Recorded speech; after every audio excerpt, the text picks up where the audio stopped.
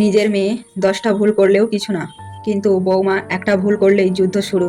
শেষটা শুনলে চোখে জল চলে আসবে। সকালে রান্নাঘরে কাজ করছি আমি, হঠাৎ ননদ মিষ্টি হেসে বলল, মা আজ আমার জন্য চিকেন রান্না করবে তো?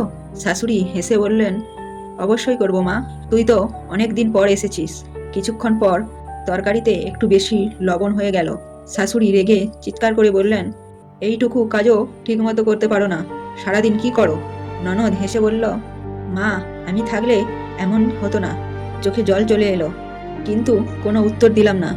বিকেলে ননদ নিজের কাপড় সোফায় ছড়িয়ে রেখে বাইরে ঘুরতে চলে গেল। শাশুড়ি কিছু বললেন না। আমি চুপচাপ সব কাপড় গুছিয়ে রাখলাম। রাতে হঠাৎ শাশুড়ির খুব শরীর খারাপ হয়ে গেল। ননদ ভয় পেয়ে গেল, কিন্তু আমি দৌড়ে ওষুধ এনে দিলাম। ডাক্তারকে ফোন করলাম। সারা রাত জেগে শাশুড়ির মাথায় পানি দিলাম।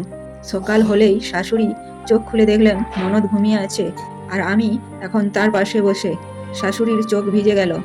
তিনি আমার হাত ধরে বললেন, মা এতদিন শুধু নিজের মেয়ে, মা এতদিন নিজের মা এতদিন নিজের ভালো মা এতদিন নিজের মেয়ের ভালো দিকটাই দেখেছি, কিন্তু আজ বুঝলাম তুমি শুধু আমার বৌমা নও, তুমি আমার মেয়ে।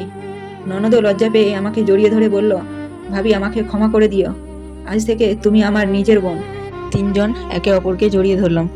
রক্তের সম্পর্ক মানুষকে আপন করে, কিন্তু ভালোবাসা সেই সম্পর্কে সত্যিকারের পরিবার বানায়।